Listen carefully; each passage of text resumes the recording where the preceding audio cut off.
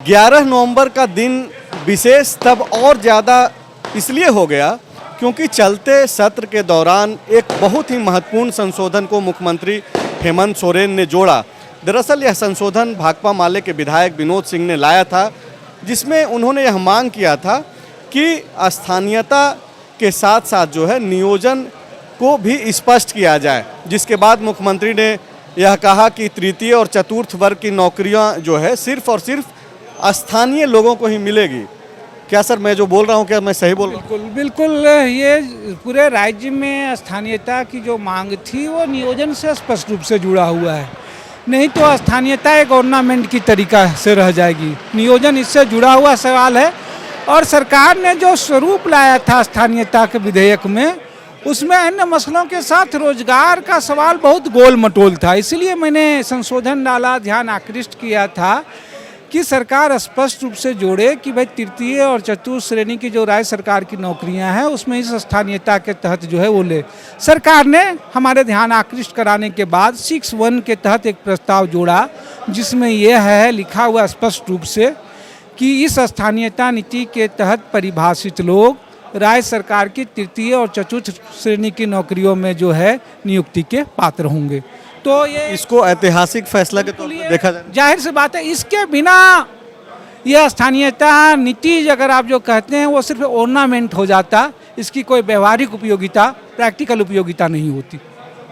तो सर ये जो बार बार जिस तरीके से आजसू के तरफ से लंबोदर महतो जो विधायक हैं वो ये बोल रहे थे कि 9वीं अनुसूची में भेजे जाने का पहले इसका कोई ज़रूरत नहीं है, आप राज्य से ही इसको पहले करवा सकते थे। तो क्या ये जो महागठबंधन की जो सरकार है, ये जो दो महत्वपूर्ण विधेयक आज पारित कराया गया सदन से, ये कोई पॉलिटिकल स्टंट है या फिर ये लग रहा है? देखिए, पहली बात तो राज्य सरकार राज्य का मसला है, कर ही सकती है, और राज्य सरकार ने पिछले दिनों किया भी था।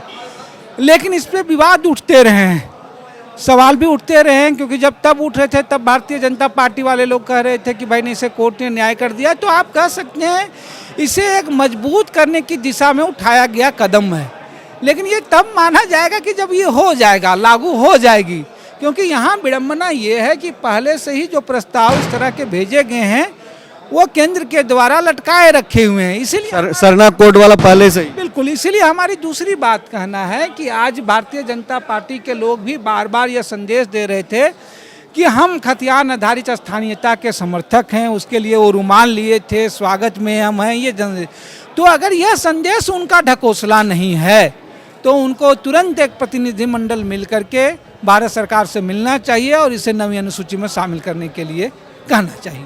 मतलब आप ये बोल रहे हैं कि जिस तरीके से सदन के भीतर समर्थन का ऐलान किया भाजपा ने और एनडीए के लोगों ने, वो लोग अब जाकर के केंद्र पर दबाव बनाए, प्रतिनिधिमंडल जाए और बाकायदा बोले कि भाई 9वीं अनुसूची में डालिए। इसलिए तो कह रहे हैं इसमें इरादे महत्वपूर्ण है। तमाम विरोधों के बावजूद, तमाम पिछड़े स्थानीय लोगों के, इवन न्यायालय की टिप्पणियों के बावजूद ईडब्ल्यूएस आरक्षण के पक्ष में आपने देखा कि केंद्र की सरकार दीवार बन करके खड़ी रही, जबकि उसमें खुद अभी जो फैसला आया वो 3-2 के तहत आया। तो आप समझ सकते हैं कितना विभेद था। चीफ जस्टिस भी उसके विरोध में ही। तब इसलिए मैं कह रहा हूं कि अगर इरादे मजबूत हैं तो इसके पक्ष में जो है मजबूती से खड़ा होना चाहिए। और इसीलिए कह रहे हैं इनका दिखावा, इनका समर्थन यदि ढकोसला नहीं है तो तुरंत इनको एक प्रतिनिधिमंडल मिल करके इसकी पहल करनी चाहिए। ठीक है कि ये तो बीजेपी को ऐसी पहल करनी चाहिए। इसके अलावा राज्य सरकार से जो हमने कहा कि सरकार पहले ये स्पष्ट करे, क्योंकि विधेयक के शुरुआत में ही कहा गया है कि संविधान की 9वीं अनुसूची में लागू होने के उपरांत ही लागू होगा, और संविधान की अनुसूची में शामिल करना राज्य का मसला नहीं है, वो केंद्र का मसला है। तो उसके लिए सरकार के पास क्या कदम है, उसके लिए क्या योजना बना रही है, वो स्पष्ट करे, क्योंकि ये तब और ज़्यादा मौजूद हो जाता है, जिसका जिक्र माननीय मुख्यमंत्री ने ही कहा कि सरना कोड यहाँ से पारित होने के बावजूद भी केंद्र की ओर से इस दिशा में कोई एक कदम नहीं उठाया है। तो महज एक यह विधेयक संदेश बन करके रह ना जाए, लोगों की आकांक्षा कहीं एक बार फिर से ठगी और छली ना जाए। 3-4 संशोधन आपके थे, एक तो आपकी सुनी गई, दूसरा एक जो महत्वपूर्ण था कि नाम बहुत बड़ा रख दिया गया है विधेयक का। आप बोल रहे थे कि भाई इसको सरल करो, सीधा नाम रखो। नाम किसी चीज का सुंदर, सरल और स्पष्ट होना चाहिए, और नाम से मैसेज जाना चाहिए।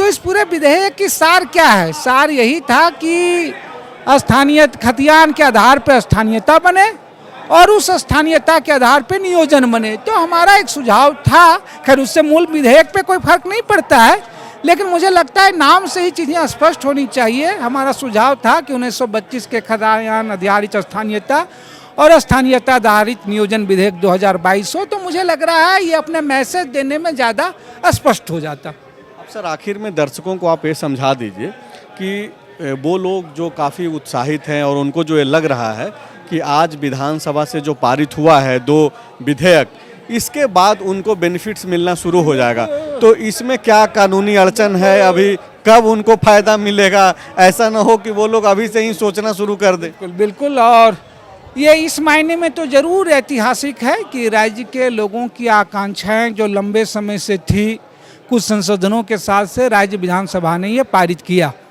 लेकिन आमतौर पे माना जाता है कि राज्य विधानसभा से कोई चीज़ पारित हो जाती है तो वो लागू हो जाता है, नियमावली बन जाती है। लेकिन वर्तमान विधेयक जो पारित हुए हैं उसमें एक शर्त है कि वो नवीं अनुसूची पे शामिल होने के बाद जो पूरी तरीके से केंद्र सरकार के अधीन है।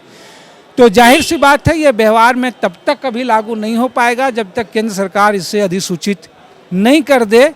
इसलिए आप कह सकते हैं कि राज्य के लोग जो उम्मीद, जो सपना देख रहे थे, उस दिशा में एक कदम तो ये ज़रूर है, लेकिन वो सपने अभी पूरे नहीं हुए हैं। उसके लिए अपनी लड़ाई और जद्दोजहद अभी जारी रखने की ज़रूरत है।